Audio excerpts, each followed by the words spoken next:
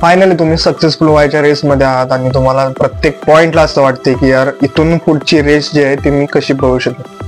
आणि आजपर्यंत मी इथं पण आलोय काय तर एफर्ट मारत, पण इथून पुढे हेच कॉन्स्टंट एफर्ट जर का मारावे लागत असतील तर मी कसं यार इतरांना कम्पीट करू शकू.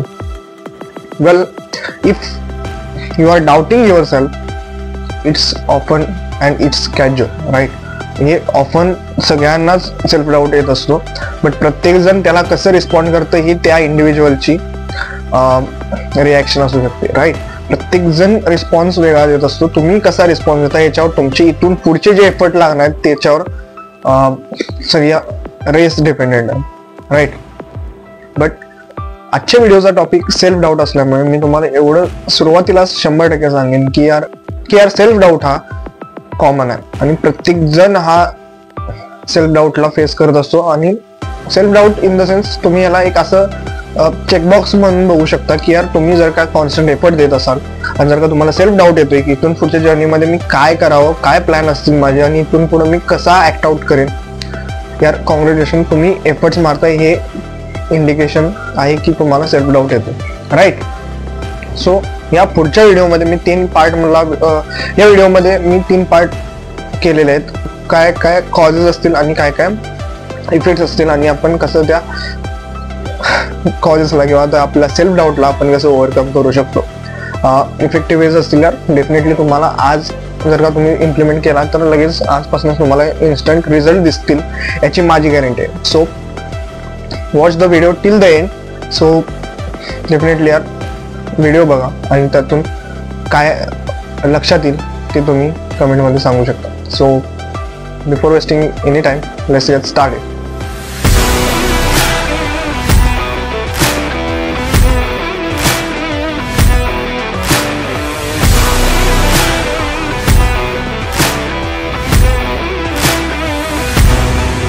Point number 1, causes. कॉजेस काय असतील यार? कॉज म्हणजे काय की मूळ, ज्याचं एखादा आपल्याला त्रास होतो तर त्याचं मूळ काय आहे नेमकं, हे काही 4-5 कॉजेस असतील यार. की मेजर कॉजेस जर का तुम्ही बोलला विचारला तर हेच असतील.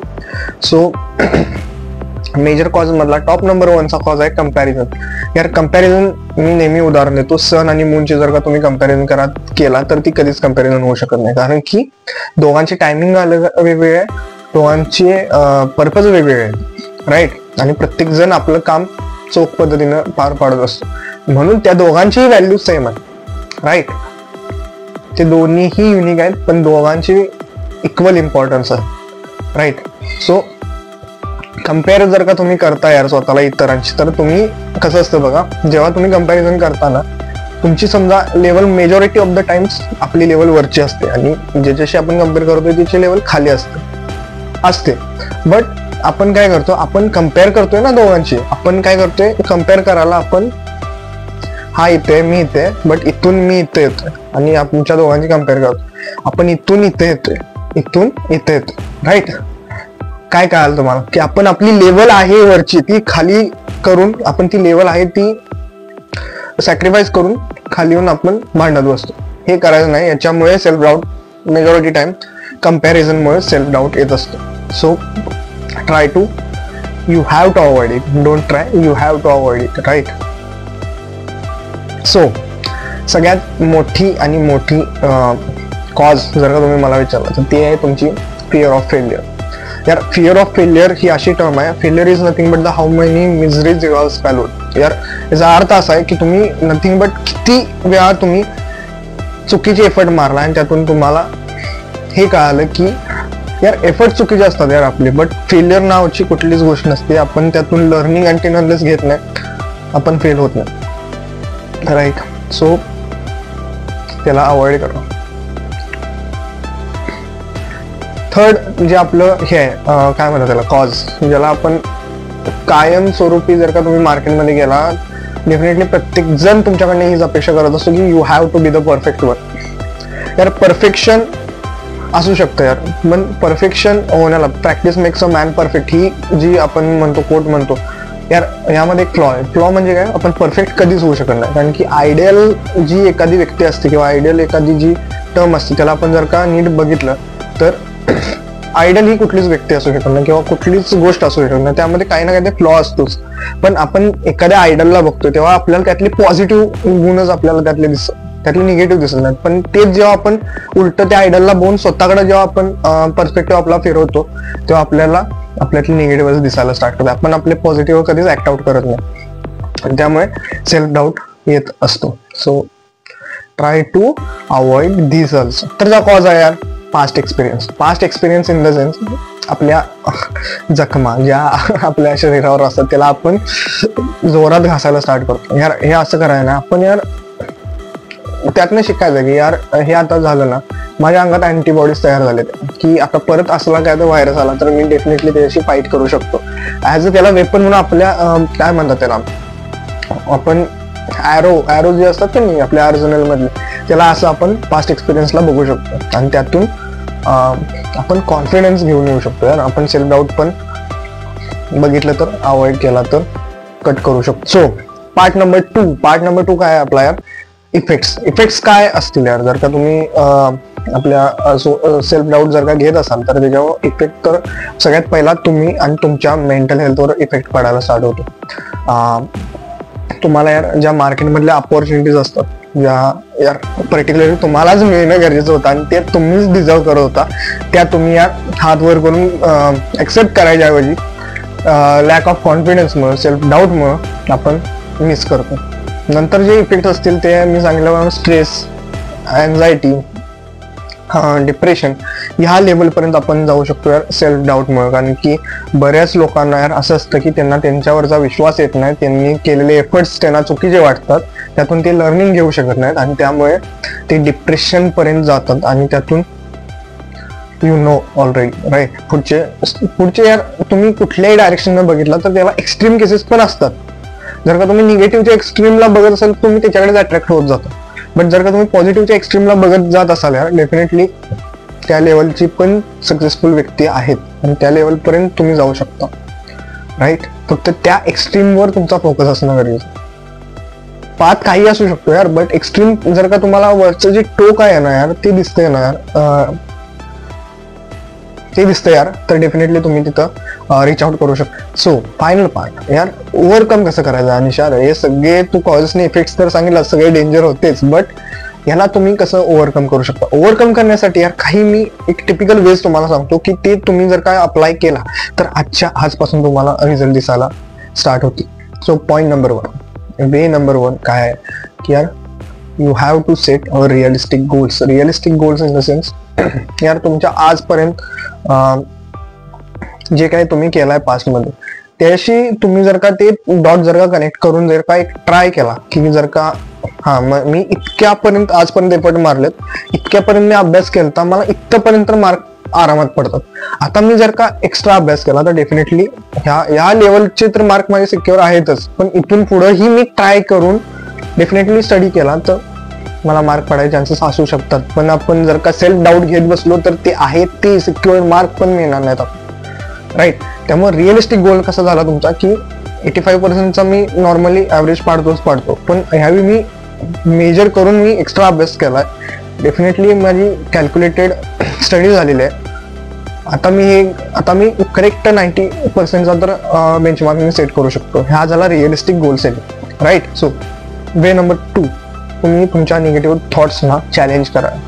यार आपल्या आतनं पॉझिटिव्ह आणि निगेटिव्ह दोन्ही आवाज येत असतात. जनरली आपल्या आतून एखाद्या टास्कला बघितलं, एखाद्या सिच्युएशनला बघितलं तर आपण निगेटिव्हलीच त्याला इनिशियलाइज पण त्याला निगेटिव्ह वेनच करत असतो.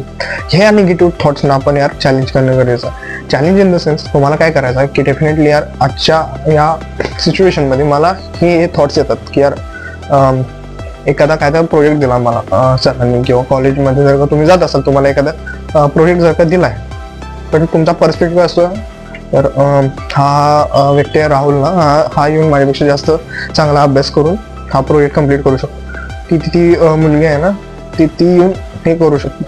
बट यार तुम्हाला जर का दिलाय सरांनी निवडून तर तुम्हाला त्या हिशोबानं त्याच्याकडे बघून ऍक्ट आउट करणं खूप गरजेचं आहे right. Way number 3 focus on your strength. यार स्ट्रेंथ ही प्रत्येकाची असते, विकनेस ही पण प्रत्येकाची असते. बट जर का असं तुम्ही बघितलं यार टॅलेंटेड व्यक्ती आणि कॉन्फिडंट व्यक्तीमध्ये कोण जिंकू शकतो जर का तुम्ही बघितला की जर का इंटेलेक्च्युअली जर का विचार केला तर तुम्हाला वाटू शकतो की टॅलेंटेड व्यक्ती जिंकू शकतो. बट जनरली रियालिटीमध्ये होते काय यार की जो कॉन्फिडेंट गाय असतो तो कायम जिंकतो. कारण की जो टॅलेंटेड व्यक्ती आहे तो ओव्हरथिंक करण्यामध्ये जास्त हुशार असतो. आणि ओव्हर थिंकिंग मध्ये काय होतं, आपण प्रत्येक वेळी आपल्याला डाऊट घ्यायला सुरू करतो की यार हा तो जरी दिसत नसला तरी ना व्यवस्थित तो त्याचे ऍक्शन जरी नीट नसते तर काय माहिती त्याने उद्या जर का चांगले ऍक्शन घेतले तर ऍटलिस्ट तो मला हरवू पण शकतो.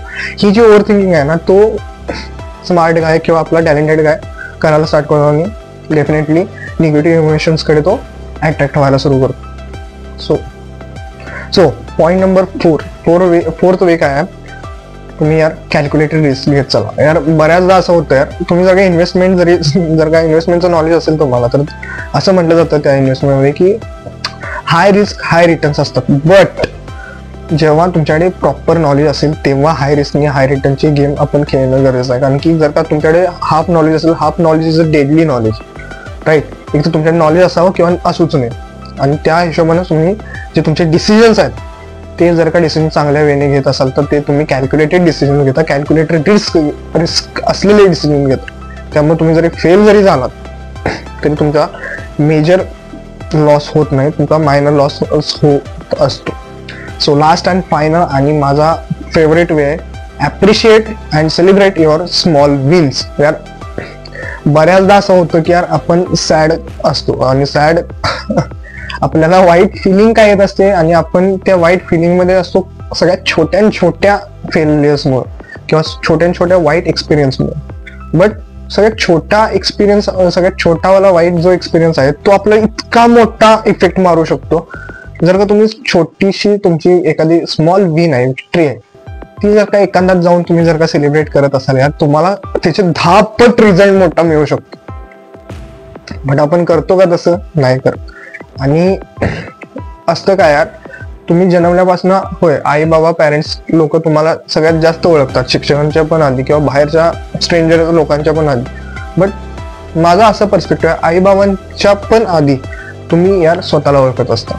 भले तुम्हाला तुमचं जन्मल्यापासून 1-2 वर्षाचा पिरियड लक्षातही नसतो काय झालं नेमकं या महिन्यात मी काय झालतो किंवा इथं काय झालं. बट जर का तुम्ही बघितलं यार, तुम्ही यार सुरुवातीपासून तुमचा यार जेव्हा जन्म झाला असेल तेव्हापासून तुम्ही यार स्वतःला एक मी असं हे बघितलेलं यार आर्टिकल वाचलेलं की त्या आर्टिकलमध्ये असं लिहितं की जन्मल्यापासून यार जी जस्ट बॉर्न बेबीज असतात ना, यार स्वतःला त्यांचं सेल्फ लव्ह जे असतं का नाही, ती जी लेवल असते का नाही ती सगळ्यात हायेस्ट पीकवर असते त्यावेळी सुरुवातीच्या 1-2 वर्षापर्यंत. आणि त्याच वेळी आपल्याला आपलं मेजॉरिटी ऑफ लाईफ नंतर पुढे आपण मॅच्युअर झालो तरी आपल्याला आठवत नसतं, राईट.